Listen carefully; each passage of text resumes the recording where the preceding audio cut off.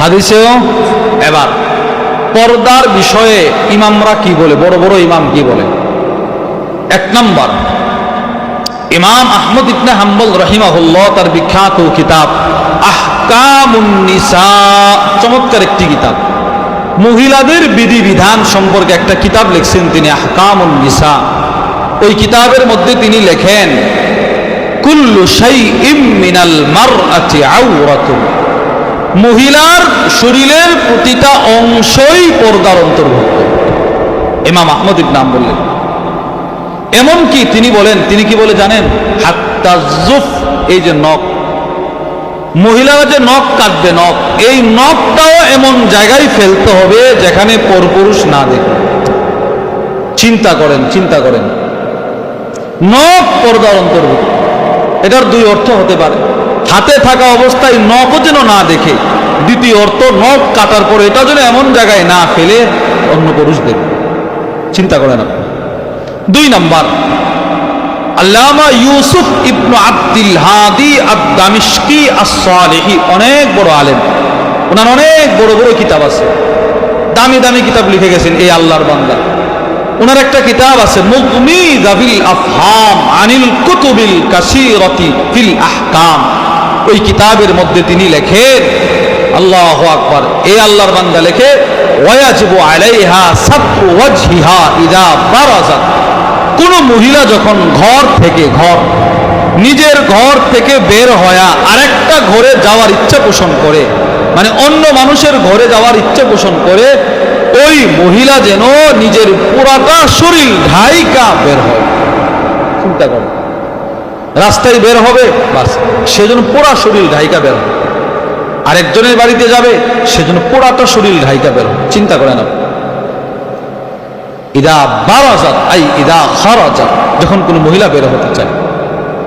তিন নাম্বার, ইমামুল হারামাইন, হারামাইনের ইমাম যাকে বলা হতো, আব্দুল মালিক ইবনে আব্দুল্লাহ আল জুওয়াইনি রাহিমাহুল্লাহ, তার বিখ্যাত কিতাব নিহায়াতুল মাতলাব ফি দিরায়াতিল মাযহাব, ওই কিতাবের মধ্যে নিয়ে আসছে, ইত্তাফাকাল মুসলিমুন আলা মানইন নিসা মিনাল খুরুজ সাফিরাতিন আনিল ওয়ুজুব, সমস্ত মুসলমান ইমামগণ, স্কলারগণ, বড় বড় ব্যক্তিত্বগণ এই বিষয়ে একমত, কোন মহিলা কোনো কারণেও চেহারা খোলা ঘর থেকে বের হতে পারবে না। সমস্ত ইমামরা এই বিষয়ে একমত। কোন মহিলা নিজের চেহারা খুলে, নিজের চোখ মুখ নাক খুলে ঘর থেকে বের হওয়া নিষেধ, এই বিষয়ে সমস্ত ইমামরা একমত। যে বিষয়ে সমস্ত ইমামরা একমত, যে বিষয়ে রসুল আমাদেরকে সতর্ক করলেন, যে বিষয়ে আল্লাহ সতর্ক করলেন, সে বিষয় সম্পর্কে আমার মেয়ে, আমার বিবি, আমার চাচি, আমার ভাবি, আমার মা কি পরিমাণ গাফেল, একটু চিন্তা করেন। আমি তো মনে মনে ভাবতেছি, না হুজুর, আমার মেয়ে তো পর্দা করে, আমার বিবি তো পর্দা করে, এবার আমাকে নজর রাখতে হবে আমার ভাইয়ার বিবি কি করে, সে পর্দা করে কিনা আমাকে নজর। এই যে গত কি বলে 2-4 দিন আগে কুমিল্লা মাহফিল করে কোম্পানিগঞ্জ, হুজুরের একজন মুহিব্বিন আছে, খুব মহব্বত করে, নূরে আলম ভাই, ওনার বাড়িতে গেছি। উনি বলতেছে, ভাই ওনারা দুই ভাইয়ের দুইটা বিল্ডিং, সেম একই ডিজাইনের বিল্ডিং, সুন্দর সুন্দর দুইটা বিল্ডিং, দুই ভাইয়ের দুইটা। উনি বলে, ভাই আমরা একসময় দুনো ভাই একসাথে খাবার দাবার খাইতাম, একসাথে থাকতাম। হুজুর যেদিন প্রথম আমাদের বাড়িতে আসছে, আমাদের হযরত ওয়ালা হাকিমুন নফস আল্লামা মুফতি মুশতাকুন নবী কাসিম হাফিজাহুল্লাহ, হুজুর গিয়ে বলে, আপনি খাবার দাবার কই খান? বলে, হুজুর ওই ঘরে খাই। আচ্ছা, এই ঘরে কে কে থাকে? হুজুর আমি থাকি, আমার ভাই থাকে, তার বউ থাকে, আমার মা থাকে। হুজুর বলে, না, খাবার কে সামনে উপস্থাপন করে? তো আমার ভাইয়ার বউ উপস্থাপন করে। হুজুর বলে, না, এটা হতে পারে না। হুজুর ওই দিন বলে আসছেন, না, ঘর পৃথক করেন, সেপারেট করেন, পর্দার ভিতরে চলে আসেন। এই লোক বলে, ভাই হুজুর আমার এই পুকুরটা দেখায় বলছে, এখানে ঘর করবেন, এখানে ঘর করবেন, দুই ভাইয়ের দুইটা করবেন, একজনের বিবি যেন আরেকজন না দেখে। সুবহানাল্লাহ বলেন, দেখছেন হুজুরে কিভাবে পর্দার বিধানটা ওখানে ফিট করে আসছে। এই লোক বলে, হুজুর বইলা গেছে, আলহামদুলিল্লাহ মাত্র কয়েক মাসে আমরা আমাদের বিল্ডিং করে দুই ভাই সেপারেট হয়ে বাস আজও পর্যন্ত পর্দার সহিত চলাফেরা করতেছি। সেই 2017-র কথা, 17 চিন্তা করেন, 17তে হুজুর সর্বপ্রথম ওনার বাড়িতে গেছে, গিয়েই হুজুরের বক্তব্য, খাবার দাবার কিভাবে একসাথে, হ্যাঁ একসাথে। আপনি কি আপনার ভাইয়ের বিবিরে দেখেন? বলে হ্যাঁ দেখি। না, এটা হতে পারে না। কি ভাই চিন্তা করেন, না এটা হতে পারে না। আপনি আপনার সাথে ওনার পর্দা বিধান, ফরজ বিধান, কেন তরক করবে? পর্দার ভিতরে রাইখা রাইখা হুজুর যেখানেই গেছে এটা প্রশ্ন করছে। তাহলে আমিও আমার ভাই, আমিও আমার ভাবিকে, আমিও আমার ছোট ভাইয়ের বউকে বুঝাবো পর্দা করো। শুনেন, যেই মহিলা যত বেশি পর্দা করে সেই মহিলা তত বেশি জান্নাতের কাছে আগায়া যায়, আর যেই মহিলা যত বেশি বেপরদায় চলে সে তত বেশি জান্নাত থেকে দূরে যায়, জাহান্নামের কাছে যায়। চিন্তা করেন, প্রত্যেকটা ফরজ বিধান আমাদের হাকিমুন নফস আল্লামা মুফতি মুশতাকুন নবী কাসিম হাফিজুল্লাহ হুজুর বলেন, প্রত্যেকটা ফরজ বিধান মানুষকে আল্লাহর জান্নাতের কাছে নিয়ে যায়। প্রত্যেকটা নেক আমল, প্রত্যেকটা আল্লাহর বিধান যেটা আমি মানতে পারছি ওইটা আমাকে জান্নাতের কোটি বছরের সামনে আগায় দেয়। আর প্রত্যেকটা নাফরমানি, প্রত্যেকটা আল্লাহর অবাধ্যতা আমাদেরকে জাহান্নামের কাছে নিয়ে যায়। এজন্যে নিজের বিবিকে পর্দার ভিতরে রাখার জন্যে এহতেমাম করা, নিজের মেয়েকে, নিজের মাকে, নিজের ভাবিকে, নিজের চাচিকে, নিজের ফুফুকে, নিজের বোনকে বলেন ইনশাআল্লাহ, বলেন না ইনশাআল্লাহ। হ্যাঁ, এরা বুঝে না, এরা কে সবাই ইসলাহি জুড়ে আসবে বা আসতে পারবে না। আপনি এদেরকে বোঝাইবেন না, পর্দার ভিতরে আসো, পরিপূর্ণ ইসলামের ভিতরে আসো। এবার পর্দার বিধান সম্পর্কে আমাদের ইমাম শামসুদ্দিন আস-সারাকসি রাহিমাহুল্লাহ তার বিখ্যাত কিতাব আল মাবসুতের মধ্যে লেখেন, ইন্নাল মারআ, নিশ্চয়ই মহিলা, মিন কদমিহা ইলা করনিহা আও মিন করনিহা ইলা কদমিহা আওরাতুন। ইমাম শামসুদ্দিন সারাকসি বলেন, প্রত্যেক মহিলা চুলের আগা থেকে, চুলের আগা, গোড়ানা চুলের আগা, মহিলাদের চুলের যে আগা ওখান থেকে পায়ের নিচ পর্যন্ত পুরাটা পর্দার অন্তর্ভুক্ত। চিন্তা করুন, চুলের আগা থেকে, চুলটাও যদি কোনো কারণে কাটতে হয়, এই চুলটাও যেন এমন জায়গায় না ফেলানো হয় যেখানে পুরুষ দেখবে। চিন্তা করেন উনি কোথায় চিন্তা করছেন। এবার বিধান শুনলেন, পর্দা কাকে বলে সেটা শুনলেন, কোরআন হাদিসে আছে কিনা সেটাও জানলেন। এবার আমরা শুনবো পর্দার বিধান মানলে আমার লাভ কি, আমার বিবির লাভ কি। 1 নাম্বার, পর্দার বিধান রব কেন দিয়েছেন? বলেন, পর্দার বিধান রব, আপনারা বলেন না, প্রশ্ন করেন না, পর্দার বিধান রব কেন? উত্তর, রব পর্দার বিধান দিয়েছেন মানুষ মুমিনদের অন্তরকে পরিষ্কার করার জন্য, পবিত্র করার জন্য। আল্লাহ বলেন, وَإِذَا سَأَلْتُمُوهُنَّ مَتَاعًا فَاسْأَلُوهُنَّ مِنْ وَرَاءِ حِجَابٍ। মহিলাদেরকে বলে দিন তারা যেন তাদের আঁচল বক্ষ দেশে নামিয়ে দেয়, বুক ঢেকে রাখে, শরীর ঢেকে রাখে। এই আয়াতের এই অংশ সূরাতুন নূরের 31 নম্বর আয়াতের এই অংশটা যখন নাজিল করা হলো, আম্মাজান আয়েশা আস-সিদ্দিকা বলেন, আরবের মহিলারা এদের দামি দামি কাপড়গুলো ছিঁড়ে ছিঁড়ে বোরকা আর পর্দার জন্য বোরকা বানাইতে শুরু করে দিল।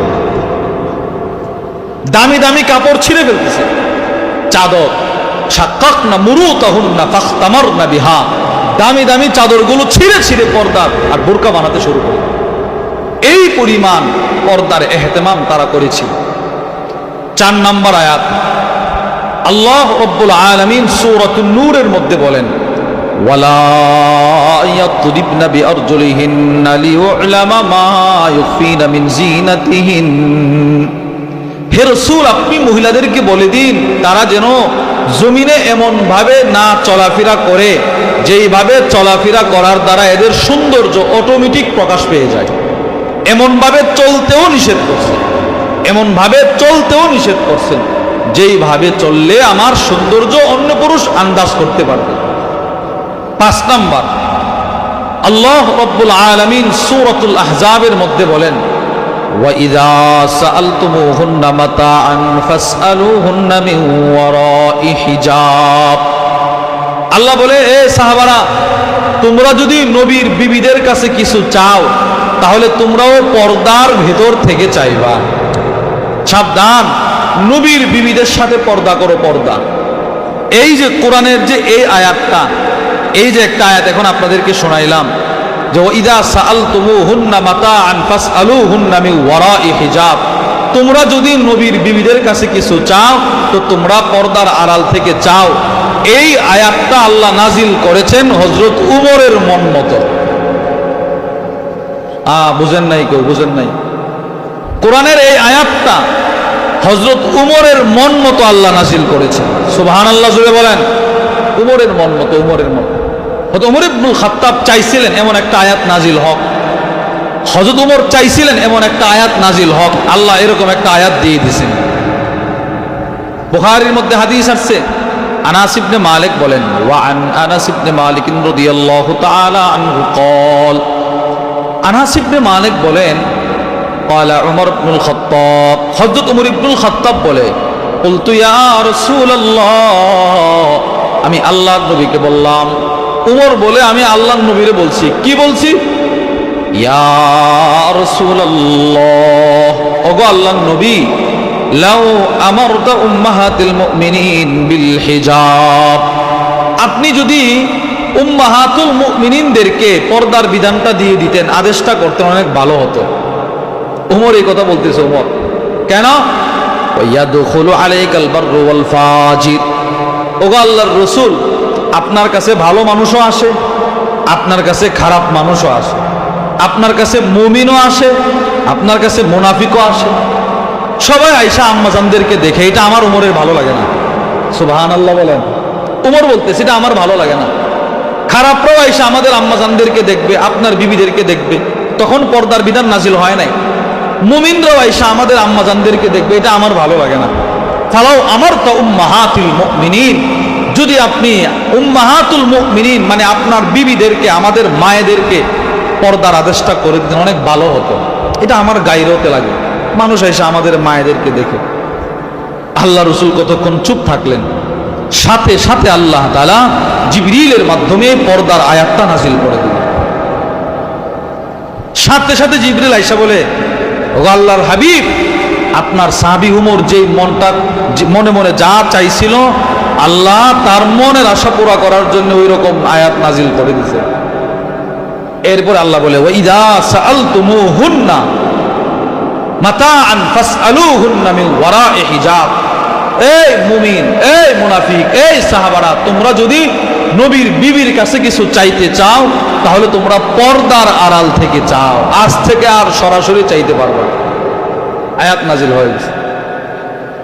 তাহলে আমরা 5টা আয়াত থেকে বুঝলাম কোরআনে পর্দার বিধান নাই। জোরে বলেন নাই। আমাদের ব্রাহ্মণবাড়ির একজন বলছিল যে পর্দার বিধান কোরআনে নাই, হাদিসে নাই। নাউজুবিল্লাহ বলবেন না। সে আবার নিজের আলেম দাবি করে, আলিয়া মাদ্রাসার কি বলে আলেম দাবি করছে। এখন অবশ্যই দেশে আছে না না আছে এটা জানা নাই। সে বলছিল যে পর্দার বিধান মোল্লারা কোথায় পায়? আমি তো কোরআনেও পর্দার বিধান পাই না, হাদিসেও পাই না। নাউজুবিল্লাহ বলেন। দেখেন, কোনো একটা বিধান আপনি মানতে পারেন না, এটা স্বীকার করা এটা আপনার গুনাহ, রব হয়তো ক্ষমা করতে পারে। কিন্তু এই বিধান কোরআনে নাই, বিধানটাকে অস্বীকার করা। কেউ যদি ইচ্ছাকৃতভাবে কোনো ফরজ বিধানকে অস্বীকার করে, সে কাফের হয়ে যায়, সে ইসলাম থেকে বের হয়ে যায়। বলেন ইসলাম থেকে কি হয়ে যায়?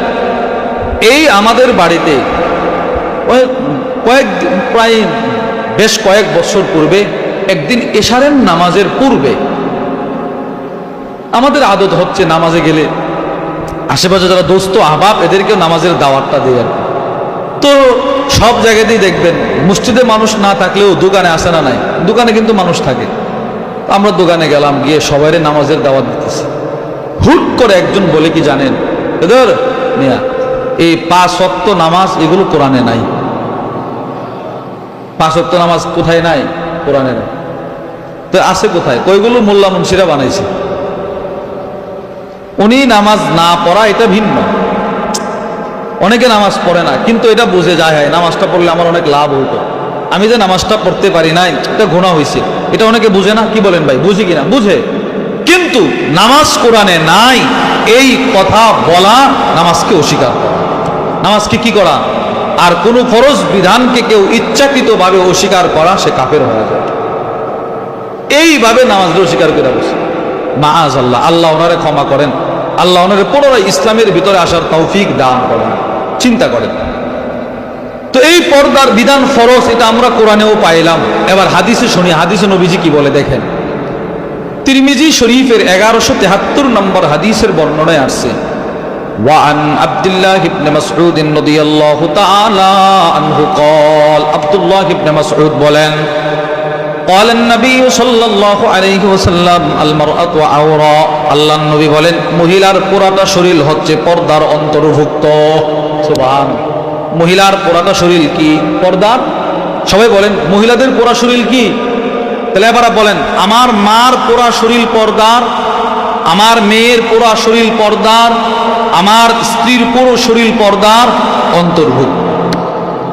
কেন পর্দার অন্তর্ভুক্ত করছে আল্লাহ জানেন? নবীজি বলে, ফাইদা খারাজাত, কোন মহিলা যখন ঘর থেকে বের হয়, এই কথাটা খেয়াল করে শুনেন, নবীজি দেখেন কি বলে, ফাইদা খারাজাত, কোন মহিলা যখন ঘর থেকে বের হয়, ইস্তাশরাফাহা শাইতান, পর পুরুষের চোখে এই মহিলাটাকে শয়তান সুন্দর করে ফুটায় তোলে।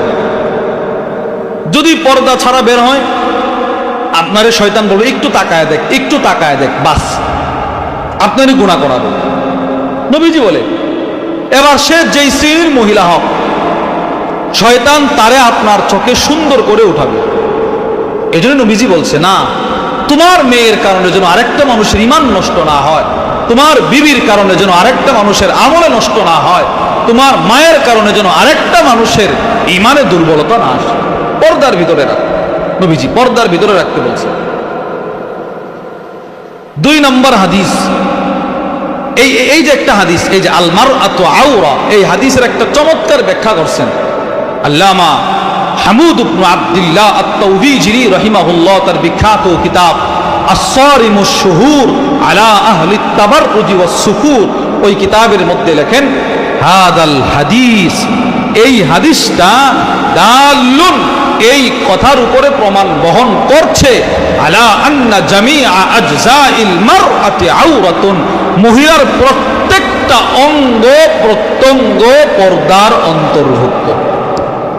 এই একটা হাদিস, এই হাদিসটা এই কথার প্রমাণ বহন করেছে, মহিলাদের প্রতিটা অঙ্গ প্রত্যঙ্গ পর্দার অন্তর্ভুক্ত। 1 নম্বর হাদিস। 2 নম্বর হাদিস, আবু দাউদ শরীফের বর্ণনায় আসছে, আম্মাজান উম্মে সালামা রাদিয়াল্লাহু তাআলা আনহা বলেন, তিরমিজির মধ্যে হাদিসটা আসছে, 2778 নম্বর হাদিসের বর্ণনা। আম্মাজান উম্মে সালামা বলে, আমি আর নবীজির আরেক বিবি মাইমুনা, আমরা 2 জন একদিন নবীর কাছে বসা, 2 জন বিবি নবীর কাছে বসা, কথা বলতেছে। রাসূলুল্লাহ সাল্লাল্লাহু আলাইহি সাল্লামের একজন সাহাবী ছিলেন আব্দুল্লাহ ইবনে উম্মে মাকতুম। এই সাহাবী নবীর দরবারে ঢুকছে। উনি তো অন্ধ মানুষ, অন্ধ মানুষকে আর মানুষকে দেখে, বলেন উনি কি আর দেখছে নবীর দরবারে কে আছে না আছে? কথা বলেন না, কিন্তু দেখছে উনি না, উনি ঢুকে গেছে। উনি ঢোকার পরে নবীজি সাথে সাথে 2 বিবিরে বলে, ইহতাজিবান, এই তোমরা তাড়াতাড়ি পর্দা করো, যাও ভিতরে যাও, ভিতরে যাও। এই 2 জন বিবি আবার নবীরে বলে, ইয়া রাসূলুল্লাহ ইন্নাহু আমা, তার সাথেও কি পর্দা করতে হবে? সে তো অন্ধ, সে তো আমাদেরকে দেখে না, এখানে ভিতরে যাওয়া লাগবে, আমাদের পর্দা কি করতে হবে? তখন নবীজি কি বলছিল জানেন? নবীজি একটা ধমকের কণ্ঠে বলেছিল, আচ্ছা সে না হয়ে অন্ধ, তাই বলে কি তোমরা দুজন অন্ধ? সুবহানাল্লাহ বলবেন না? সে না হয় অন্ধ, সে না হয় তোমাদেরকে দেখে না, এর মানে কি তোমরাও তাকে দেখো না? বলে, হ্যাঁ দেখতেছি তো। রাসূল বলে, তাহলে সোজা পর্দার ভিতরে চলে যাও। এটাও পর্দা, অন্ধ মানুষের সাথেও পর্দা করো। অন্ধ যেই লোকটা আমারে দেখে না, তার সাথেও পর্দা করো, যারে আমি দেখি না তার সাথেও পর্দা করো, নবীজি বলেন। তাহলে হাদিসেও পর্দার বিধান আছে না নাই? বলেন আছে। 3 নম্বর, আবু দাউদ শরীফের মধ্যে 1833 নম্বর হাদিসের বর্ণনায় আসছে, আম্মাজান আয়েশা আস-সিদ্দিকা রাদিয়াল্লাহু তাআলা আনহা থেকে বর্ণিত, তিনি বলেন, কানার রুকবান ইয়ামুররুনা বিনা ওয়া নাহনু মা রাসূলিল্লাহি সাল্লাল্লাহু আলাইহি ওয়াসাল্লাম। আম্মাজান আয়েশা বলে, আমরা রসূলের সাথে সফর করতেছি, সফর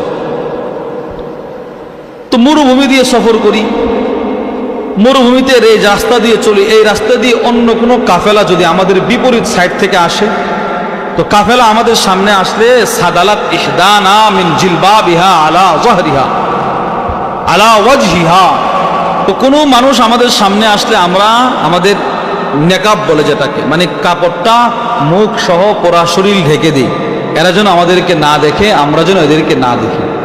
এরা দূরে চলে গেলে, মানুষ না থাকলে আমরা আবার আমাদের চেহারাটা খুলি। তাহলে এই হাদিস থেকেও আমরা পাইলাম পরপুরুষের সামনে পর্দার দরকার আছে না নাই? এই বিধান হাদিসে নাই না আছে? আপনারা বলেন হাদিসে আছে। 4 নম্বর, আলবানী রহিমাহুল্লাহর বিখ্যাত হাদিসের কিতাব ইরওয়াউল গলিল ফি তাখরিজ আহাদিস মানারিস সাবিল কিতাবের নাম। ওই কিতাবের মধ্যে হাদিস আছে, হযরত আসমা বিনতে আবি বকর, আবু বকর সিদ্দিকের মেয়ে আসমা বলে রাদিয়াল্লাহু তাআলা আনহা, উনি বলেন, কুন্না নুগত্তি উজুহানা, আমরা নবীর জমানাতেই আমরা পরপুরুষ দেখলে চেহারা ঢাইকা পরিপূর্ণ পর্দার ভিতরে চলে যেতাম।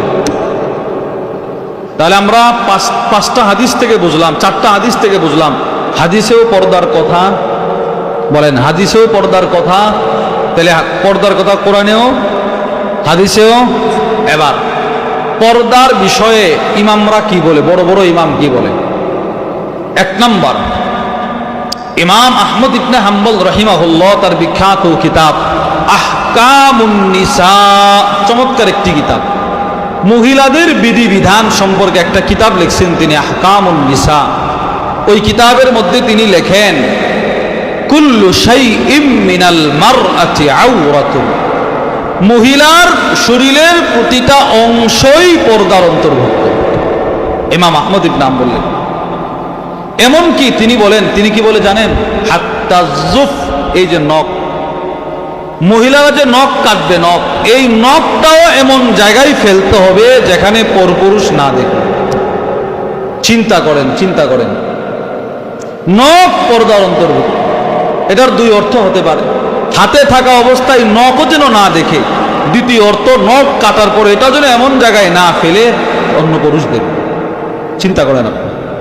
2 নম্বর, আল্লামা ইউসুফ ইবনু আব্দুল হাদি আদ-দামিশকি আস-সালিহি, অনেক বড় আলেম, ওনার অনেক বড় বড় কিতাব আছে, দামি দামি কিতাব লিখে গেছেন এই আল্লাহর বান্দা।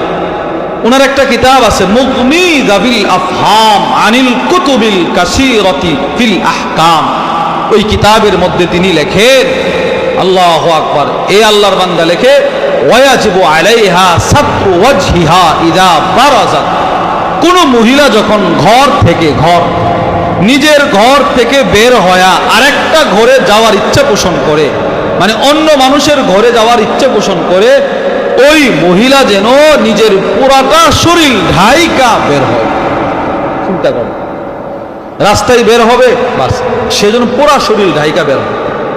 আরেকজনের বাড়িতে যাবে, সেজন্য পুরাটা শরীর ঢাইকা বের হয়। চিন্তা করেন আপনি। ইদা বারাজাত আই ইদা খারাজাত, যখন কোনো মহিলা বের হতে চায়। 3 নম্বর, ইমামুল হারামাইন, হারামাইনের ইমাম যাকে বলা হতো, আব্দুল মালিক ইবনু আব্দুল্লাহ আল জুওয়াইনি রাহিমাহুল্লাহ, তার বিখ্যাত কিতাব নিহায়াতুল মাতলাব ফি দিরায়াতিল মাযহাব, ওই কিতাবের মধ্যে নিয়ে আসছে, ইত্তাফাকাল মুসলিমুন আলা মানইন নিসা মিনাল খুরুজ সাফিরাতিন আনিল হুজুব, সমস্ত মুসলমান ইমামগণ, স্কলারগণ, বড় বড় ব্যক্তিত্বগণ এই বিষয়ে একমত, কোনো মহিলা কোনো কারণেও চেহারা খইলা ঘর থেকে বের হতে পারবে না। সমস্ত ইমামরা এই বিষয়ে একমত। কোনো মহিলা নিজের চেহারা খুলে, নিজের চোখ মুখ নাক খুলে ঘর থেকে বের হওয়া নিষেধ, এই বিষয়ে সমস্ত ইমামরা একমত। যে বিষয়ে সমস্ত ইমামরা একমত, যে বিষয়ে রসুল আমাদেরকে সতর্ক করলেন, যে বিষয়ে আল্লাহ সতর্ক করলেন সে বিষয় সম্পর্কে আমার মেয়ে, আমার বিবি, আমার চাচি, আমার ভাবি, আমার মা কি পরিমাণ গাফেল একটু চিন্তা করেন। আমি তো মনে মনে ভাবতেছি, না হুজুর, আমার মেয়ে তো পর্দা করে, আমার বিবি তো পর্দা করে, এবার আমাকে নজর রাখতে হবে আমার ভাইয়ার বিবি কি করে, সে পর্দা করে কিনা আমাকে নজর। এই যে গত 2-4 দিন আগে কুমিল্লা মাহফিল করে কোম্পানিগঞ্জ হুজুরের একজন মুহিব্বিন আছে, খুব মহব্বত করে, নূরে আলম ভাই, ওনার বাড়িতে গেছি। উনি বলতেছে, ভাই ওনারা 2 ভাইয়ের 2টা বিল্ডিং, সেম একই ডিজাইনের বিল্ডিং, সুন্দর সুন্দর 2টা বিল্ডিং, 2 ভাইয়ের 2টা। উনি বলে, ভাই আমরা একসময় দুনু ভাই একসাথে খাবার দাবার খাইতাম, একসাথে থাকতাম। হুজুর যেদিন প্রথম আমাদের বাড়িতে আসছে, আমাদের হযরত ওয়ালা হাকিমুন নফস আল্লামা মুফতি মুশতাকুন নবী কাসিম হাফিজাহুল্লাহ, হুজুর গিয়ে বলে, আপনি খাবার দাবার কই খান? বলে, হুজুর ওই ঘরে খাই। আচ্ছা, এই ঘরে কে কে থাকে? হুজুর আমি থাকি, আমার ভাই থাকে, তার বউ থাকে, আমার মা থাকে। হুজুর বলে, না, খাবার খেয়ে সামনে উপস্থাপন করে, তো আমার ভাইয়ার বউ উপস্থাপন করে। হুজুর বলে, না, এটা হতে পারে না। হুজুর ওই দিন বলে আসছেন, না, ঘর পৃথক করেন, সেপারেট করেন, পর্দার ভিতরে চলে আসেন। এই লোক বলে, ভাই হুজুর আমার এই পুকুরটা দেখায় বলছে এখানে ঘর করবেন, এখানে ঘর করবেন, 2 ভাইয়ের 2টা করবেন, একজনের বিবি যেন আরেকজন না দেখে। সুবহানাল্লাহ বলেন, দেখছেন হুজুরে কিভাবে পর্দার বিধানটা ওখানে ফিট করে আসছে। এই লোক বলে, হুজুর বইলা গেছে আলহামদুলিল্লাহ মাত্র কয়েক মাসে আমরা আমাদের বিল্ডিং করে 2 ভাই সেপারেট হয়ে বাস আজও পর্যন্ত পর্দার সহিত চলাফেরা করতেছে। সেই 2017-র কথা, 17 চিন্তা করেন, 17-তে হুজুর সর্বপ্রথম ওনার বাড়িতে গেছে, গিয়েই হুজুরের বক্তব্য, খাবার দাবার কিভাবে একসাথে? হ্যাঁ একসাথে। আপনি কি আপনার ভাইয়ের বিবিরে দেখেন? বলে, হ্যাঁ দেখি। না, এটা হতে পারে না। কি ভাই চিন্তা করেন, না এটা হতে পারে না। আপনি আপনার সাথে ওনার পর্দা বিধান, ফরজ বিধান, এটা কেন তরক করবে? পর্দার ভিতরে রাইখা হুজুর যেখানেই গেছে এটা প্রশ্ন করছে। তাহলে আমিও আমার ভাই, আমিও আমার ভাবিকে, আমিও আমার ছোট ভাইয়ের বউকে বুঝাবো, পর্দা করো। শুনেন, যেই মহিলা যত বেশি পর্দা করে সেই মহিলা তত বেশি জান্নাতের কাছে আগায়া যায়, আর যেই মহিলা যত বেশি বেপরদায় চলে সে তত বেশি জান্নাত থেকে দূরে যায়, জাহান্নামের কাছে যায়। চিন্তা করেন, প্রত্যেকটা ফরজ বিধান আমাদের হাকিমুন নফস আল্লামা মুফতি মুশতাকুন নবী কাসিম হাফিজাহুল্লাহ হুজুর বলেন, প্রত্যেকটা ফরজ বিধান মানুষকে আল্লাহর জান্নাতের কাছে নিয়ে যায়। প্রত্যেকটা নেক আমল, প্রত্যেকটা আল্লাহর বিধান যেটা আমি মানতে পারছি, ওইটা আমাকে জান্নাতের কোটি বছরের সামনে আগায় দেয়। আর প্রত্যেকটা নাফরমানি, প্রত্যেকটা আল্লাহর অবাধ্যতা আমাদেরকে জাহান্নামের কাছে নিয়ে যায়। এজন্য নিজের বিবিকে পর্দার ভিতরে রাখার জন্য এহতেমাম করা, নিজের মেয়েকে, নিজের মাকে, নিজের ভাবিকে, নিজের চাচিকে, নিজের ফুফুকে, নিজের বোনকে বলেন ইনশাআল্লাহ, বলেন না ইনশাআল্লাহ। হ্যাঁ, এরা বুঝে না, এরা কে সবাই ইসলাহি জুড়ে আসবে বা আসতে পারবে না। আপনি এদেরকে বুঝাইবেন, না পর্দার ভিতরে আসো, পরিপূর্ণ ইসলামের ভিতরে আসো।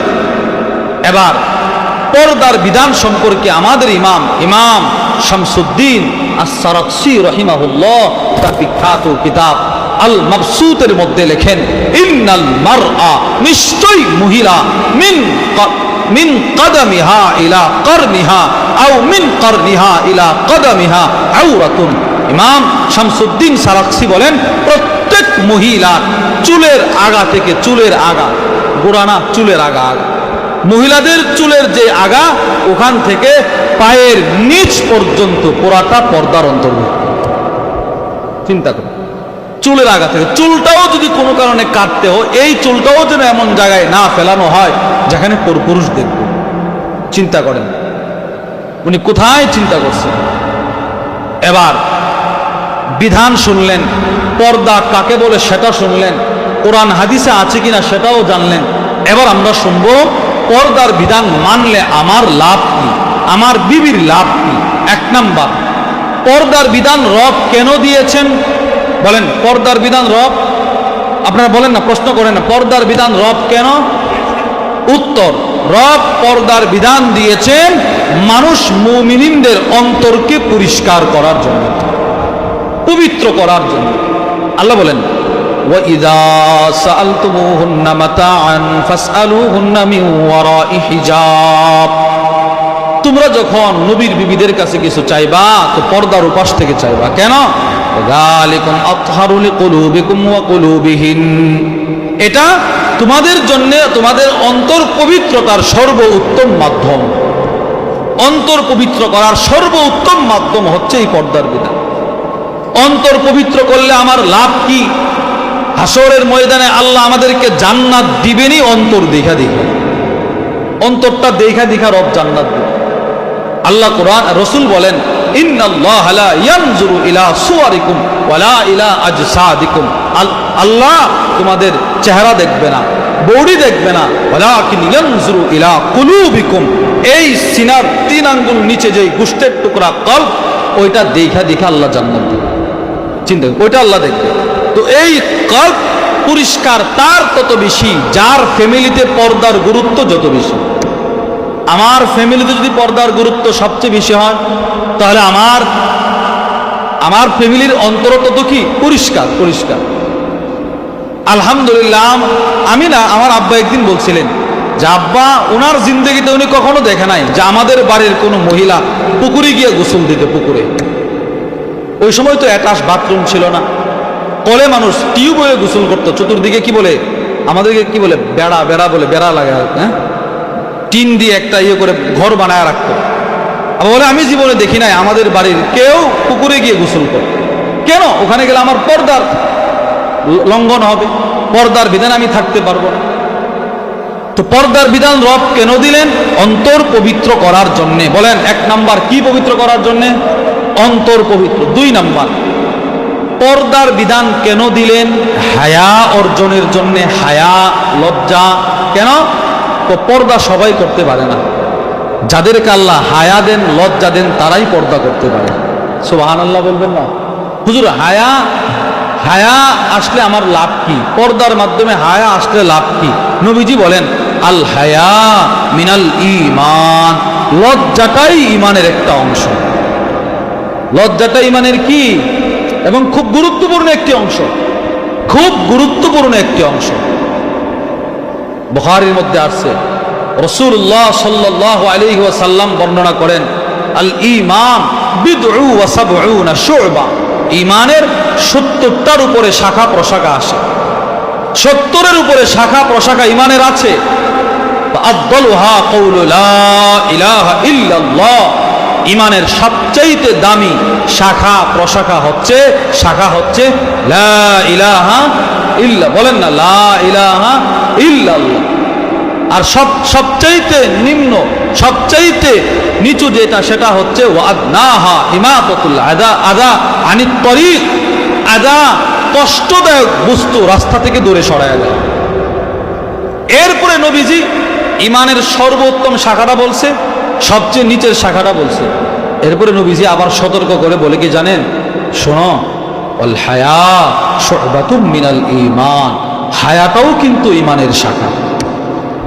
আচ্ছা, সর্বপ্রথমটা বললেন, সর্বশেষটা বললেন, বাস। আবার নবীজি সতর্ক করলেন যেই জিনিসটা বলে বোঝা গেল ওই জিনিসটার গুরুত্ব কম না বেশি? বেশি, অনেক বেশি। সাপোজ ধরেন আপনার বিবি আপনার এক বাজারের ব্যাগ দিয়ে বলতেছে এটা নিয়ে আসবেন, ওটা নিয়ে আসবেন, ওটা নিয়ে আসবেন। তবে স্বামী এটাও কিন্তু মনে করে আইনি। শেষে যেই কথাটা বলছে বোঝা গেল এটার গুরুত্ব বেশি বেশি। ঠিক রাসূলুল্লাহ সাল্লাল্লাহু আলাইহি সাল্লাম সবগুলোর বর্ণনা দিলেন। সবগুলোর বর্ণনা দেওয়ার পর আল্লাহ নবীজি এটা আবার বলে দিয়েছেন, শোনেন, ওয়াল হায়া শু'বাতুম মিনাল ঈমান। লজ্জাটা কিন্তু ঈমানেরই একটা দামি অংশ। সুবহানাল্লাহ, লজ্জাটা ঈমানের একটা দামি অংশ। এই পর্দার বিধান আল্লাহ দিয়েছেন যেন প্রত্যেক নারী লজ্জাশীল হয়ে যায়, প্রত্যেক পুরুষ লজ্জাশীল হয়ে যায়। কোন নারী যখন পর্দার সহিত চলাফেরা করবে, নিতান্তই ওই মহিলাটার দিকে কোনো পুরুষও চাইবে না। ভালো কোন মুমিন এই নারীর দিকে তাকাইতে পারে না, কারণ সে পর্দার সাথে চলাফেরা করতেছে। এবারে হায়া আসলে আমার লাভ কি? আল জামিউস সগীর বিন আহাদিসিল বাশীর ওয়ান নাযীরের মধ্যে আসছে নবীজি বলেন ইন্নাল হায়া ওয়াল ঈমান কুরিনা জামিআ, লজ্জা ঈমান, বলেন লজ্জা ঈমান উভয়টা অঙ্গাঙ্গী বিষয়, একটা আরেকটার সাথে এইভাবে মিলিত। নবীজি বলেন ফাইদা রুফিআ আহাদুহুমা রুফিআল আখার, ঈমান আর হায়া, হায়া যদি কারো কাছ থেকে চলে যায় ঈমানও তার কাছ থেকে চলে যায়। নাউজুবিল্লাহ বলেন। চিন্তা করেন, নবীজি বলছে, নবীজি বলছে লজ্জা আর ঈমান দুইটা পাশাপাশি বিষয়, একটা চলে গেলে আরেকটা চলে যাবে। ঈমান চলে গেলে হায়াও শেষ, হায়া চলে গেলে ঈমানও শেষ। এবার বিধর্মীদের লজ্জা নাই কেন? এরা উলঙ্গ অবস্থায় চলাফেরা করে কেন? এদের ঈমান নাই। এদের কি নাই? এদের নবী বলছে না যে ঈমান যদি চলে যায় হায়াও চলে যাবে, হায়া চলে গেলে ঈমানও চলে যাবে। এবার বিধর্মীরা পর্দা করে না কেন? ঈমানই তো নাই। কি নাই বলেন? সুতরাং ঈমান যেহেতু নাই তার হায়াও নাই, ঈমান নাই তার কি নাই? হায়া নাই। নবীজি বলেন পর্দার বিধান এজন্য দেওয়া হয়েছে তুমি যেন লজ্জাশীল হয়ে যাও, তুমি যেন লজ্জাশীল হয়ে যাও। আর লজ্জাশীল এটা ঈমান। রাসূল বলেন আল হায়া মিনাল ঈমান, লজ্জা এটা ঈমান, ওয়াল ঈমান ফিল জান্নাহ, ওই লজ্জা সম্পৃক্ত ঈমানটা বান্দাকে জান্নাতে নিয়ে যায়। চিন্তা করুন, লজ্জা ঈমানের সাথে যে লজ্জাটা থাকে এই লজ্জা মানুষকে জান্নাতে নিয়ে যায়। তিরমিজির হাদিস, নবীজি বলেন। আর বেপর্দা বেহায়া এটা হচ্ছে রূঢ় আচরণ, খারাপ মন্দ চরিত্র, আর মন্দ চরিত্র মানুষকে জাহান্নামে নিয়ে যায়। নাউজুবিল্লাহ বলবেন না? জাহান্নামে নিয়ে যায়। এজন্য হায়া যার ভিতরে যত বেশি পর্দার বিধানের মাধ্যমে হায়া অর্জন হয়, আর এই হায়া যার ভিতরে যত বেশি তার কল্যাণ তত বেশি। কল্যাণ মুসলিম শরীফের হাদিসের বর্ণনায় আছে,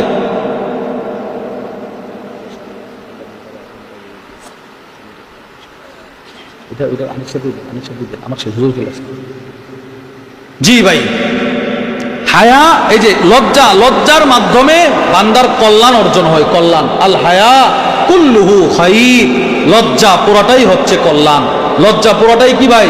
কল্যাণ। আপনি কল্যাণ বলতে দুনিয়াতে যা বুঝেন, যদি আপনার বিবি পর্দাশীল হয়, যদি আপনার বিবি লজ্জাশীল হয়, পর্দার বিধান মানে, তাহলে দুনিয়া ও আখিরাতের সমস্ত কল্যাণ দ্বারা আল্লাহ আপনার বিবিকে মালামাল করে দিবে।